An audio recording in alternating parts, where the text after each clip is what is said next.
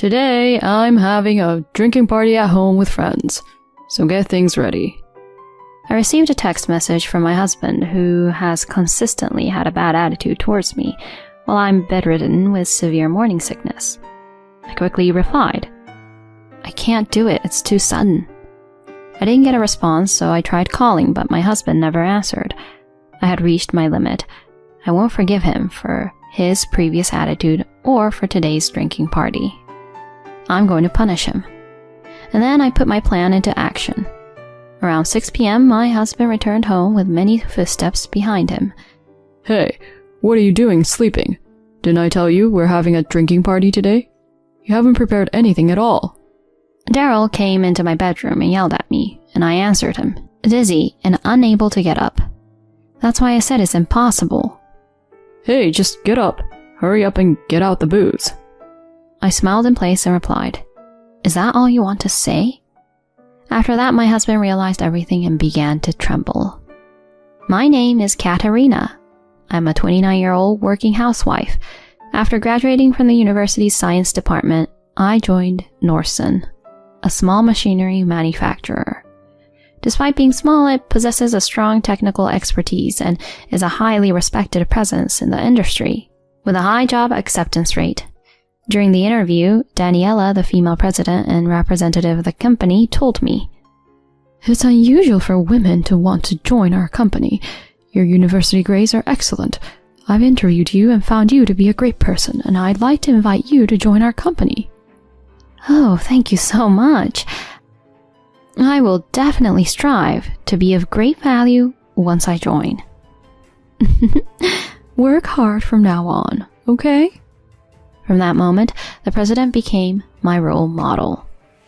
In getting the job offer from Narration, which was my first choice, became the happiest event of my life. Working here was hard, but also fun. I wasn't underestimated because I was a woman, and I was entrusted with significant tasks, allowing me to see my skills improve over time. In my third year at the company, I was approached by Daryl, the sales department manager, at a social gathering. Was there ever a girl like you in the R&D department? It's rare for a girl to join our company. I was nervous as Daryl approached me in a casual manner. After all, he's the biological son of the president and the executive director. It's widely rumored within the company that he's the next successor. I was nervous talking to Daryl at the time, but for some reason he seemed to like me. You're like a serious and modest person. Quite refreshing. Hey, how about going out for a meal next time? Thus, Daryl and I started going out to dinner together. Daryl has a liberal arts degree, which is unusual for our company, and he is a good communicator. He seemed to have a personality suited to sales. In fact, he seemed pretty good at his job. Daryl's lighthearted, or rather cheerful personality was also refreshing to me. They say people are drawn to what they don't have, and I was no exception. We dated for about a year and a half, and eventually Daryl proposed to me. Katarina, let's get married. Please accept my proposal. Daryl, thank you. I'm very happy. I happily accepted the ring that Daryl offered. As I gazed at it with delight, Daryl teasingly said, "By the way, isn't this what they call a Cinderella story? Marrying the future company president?" Well, I'm not marrying you just because you're the president's son. Oh, that's right, isn't it? Well, from now on, please take care of me, Katarina. Afterward, we first went to meet my parents. My rural parents were delighted and gave their approval for the marriage. Next, it was time to visit Daryl's parents. The president, or rather my mother-in-law, beamed at me. "I remember you from the interview, and I've heard that you're competent within the company. Bringing home someone like that as your wife is quite a catch, Daryl." My father-in-law also welcomed me with a quiet smile and gave his approval for the marriage. After some small talk, my mother-in-law suddenly turned serious. "Katarina, I'm thinking of making Daryl the next successor, but he has a bit of a carefree side to him, so I want you to educate him." "Come on, Mom." "You too, Daryl. Having a family means you have more to be protective. It won't be business as usual. Treat Katarina well. I understand. Mom, Dad, I look forward to your support from now on. I greeted them in this way. A while later, we had our wedding. We invited all the employees and had a grand celebration. Later, my mother-in-law presented us with a gift for our wedding. We began living together in a single-family house. I thought that our happy married life was about to begin, but I soon encountered a problem. Daryl was the type who didn't do any household chores.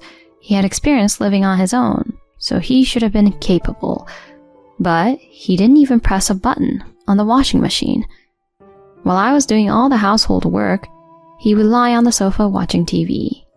I also had my job to attend to, so taking on all the household chores was honestly a burden. When I lived alone, I could get away with making a simple dinner and doing the cleaning on the weekend, but it was different when living with a husband. After 3 months of living like that, with only me doing the housework, I finally complained to Daryl. Hey, Daryl, I have a favor to ask. Can you help out a bit more with household chores? Daryl, without taking his eyes off the TV, responded like this. Huh? Can't you just keep doing the chores like before? I'm tired from work. I work too. It's not fair that I'm the only one responsible for household chores. This is unreasonable. What's unreasonable about it? I'm the next company president, you know. Are you suggesting that such an important figure should do household chores? That's what's unreasonable. I was left speechless. Regardless of whether Daryl would become the next company president or not, isn't family separate from work? When I tried to convey this, Daryl's expression soured. Katarina, you came here as a bride, right? Household chores should be done by women. Was this his true opinion? I was in shock at his outdated statement, and Daryl casually said, Right, I'm inviting friends over from now. Do we have any alcohol? What? From now? Make sure you can entertain my friends properly. You're my wife, after all. My concern wasn't just that my husband wouldn't help with household chores. Daryl frequently invited his college friends over to our house for parties. Each time I had to prepare alcohol and food, and my precious leisure time was being taken away. I understood that Daryl had his social connections and valued his friends, but honestly, dealing with this every week was exhausting. About a year into our marriage, I started experiencing health issues. I felt dizzy and had mild nausea that persisted. I decided to go to the hospital thinking it might be something serious. To my surprise, I was informed that I was pregnant. Overjoyed, I shared the news with my husband, and he was equally thrilled. Katarina, is it a boy or a girl? You're getting ahead of yourself, Daryl. But I'm really looking forward to it.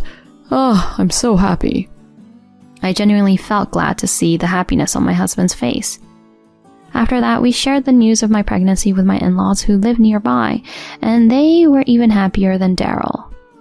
Congratulations, Katarina. Take good care of your health. If there's anything we can do, just let us know. Thank you, Mom. At that moment, my father-in-law said to Daryl, Daryl, from now on, make sure to support Katarina. Reduce those drinking parties and come back home early to be by her side. I understand, Dad. It seemed that Daryl had a hard time saying no to my in-laws. Since he seemed so amenable, I thought everything would be fine. However, Daryl continued to have parties with friends at the same pace as before. I asked him to stop inviting friends to our home during this critical time. He stopped inviting friends to our home, but he began going to bars instead. Each time he would come home late at night heavily intoxicated. I was becoming frustrated, but I didn't say anything. After a while, my morning sickness became severe. I was dizzy all day and vomited multiple times. Even the slightest strong smell would make me throw up. Whether I ate or not, I couldn't avoid vomiting up stomach acid. In this state, it was impossible for me to work, and gradually I couldn't go to work at all.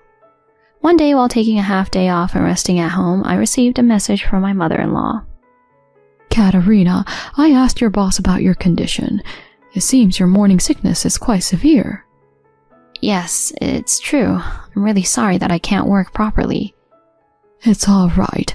How about taking a leave of absence until your morning sickness settles, or better yet, until you give birth? A leave of absence? Yes, your health is essential right now. Don't worry, your place is secure, and this would be the best choice for the time being. Thank you, Mom. No, thank you, President. I'll do that. So it was decided that I would take a leave of absence until giving birth. When I informed Daryl about this, he frowned. Huh? A leave of absence due to morning sickness? I've never heard of that. It can't be helped. I'm genuinely not feeling well. But never mind. Since you're not going to work, at least make sure the household chores are perfect, alright? Huh? I was surprised, and Daryl continued. Of course. Lately you've been slacking with meals, right? I've noticed. But I'm trying my best. I'm doing everything I can because strong smells make me nauseous. How can you have a child like that? Since you're in a housewife-like situation now, make sure the household chores are perfect. Got it? Ordinarily, when a wife is suffering from morning sickness, a husband in the right mind would help with chores or bring her suitable food. But Daryl didn't do any of that.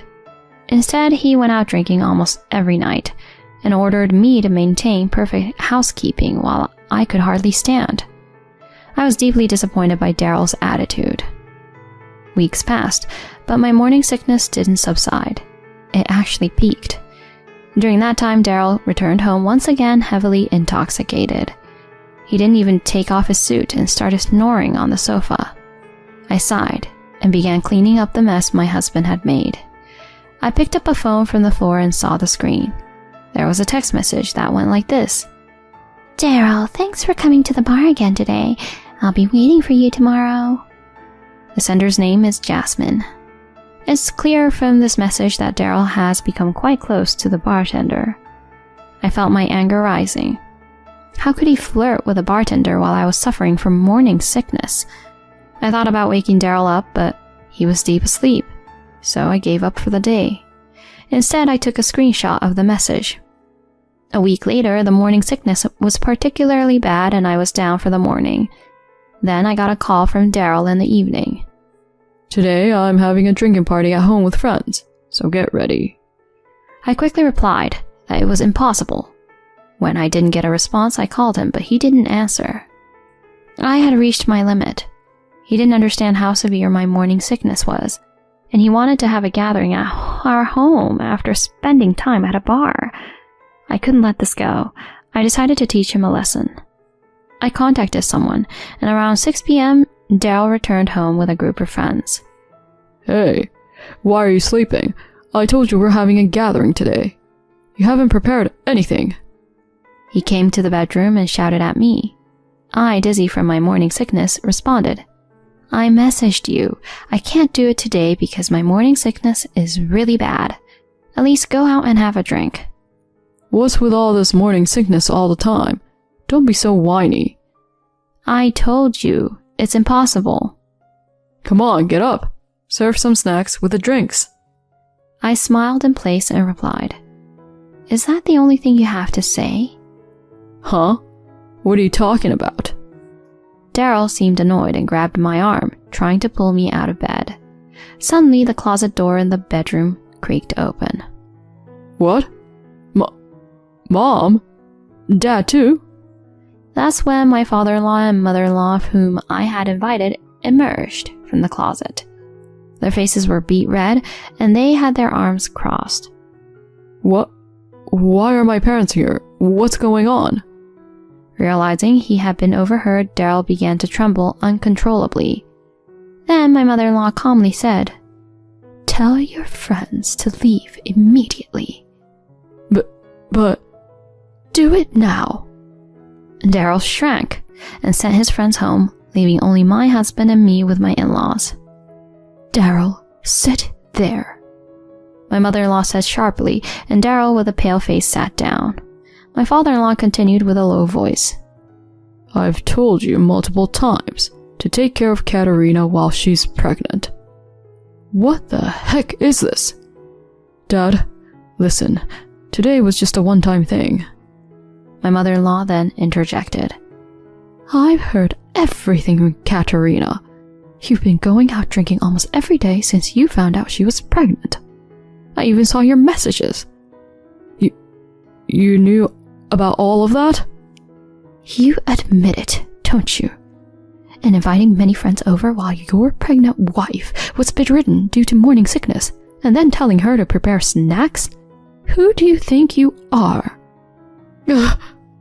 Watching Daryl shrink under my mother-in-law's scolding, I almost burst into laughter. Start by apologizing to Katarina. My father-in-law said sharply, and Daryl bowed his head to me. Katarina, I'm sorry for everything, but I was genuinely happy about the baby. That's the truth. And about the drinking gatherings, my friends invited me, saying they wanted to celebrate the pregnancy. No more excuses, my mother-in-law shouted, and Daryl bowed his head to me again, tears in his eyes. I'm sorry, Katarina. Please forgive me. I promise to be a better husband from now on. My mother-in-law sighed. I never thought you could be such a fool. I will respect Katarina's decision regarding the future, but we'll drop the talk of you becoming the heir. What? Mom, you can't. Be silent. All you can do is follow Katarina's decisions. All three of them turned their attention towards me, and I quietly said, Daryl, I'll spare you from divorce, but until the child is born, we'll be living separately. Separation? Mom, Dad, could you please help educate Daryl until then? Upon my request, my in-laws nodded vigorously. Katarina, thank you for not divorcing our foolish son. We'll straighten him out ourselves. Yes, maybe we should make him a monk or something. What? A monk? Please have mercy. With a pitiful voice, Daryl was led away by his parents. I waved to them with a smile.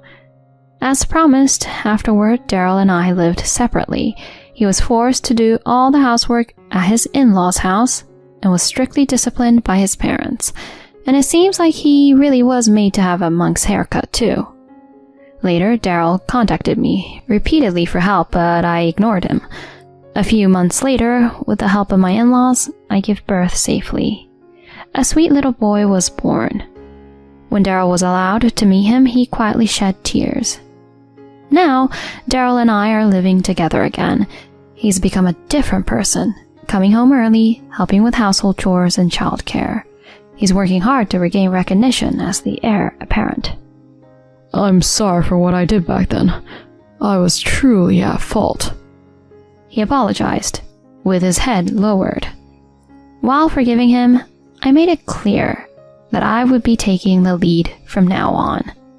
My in-laws have always supported me and showered love on their grandchild. I'm grateful for them, and I want to continue living happily as a family.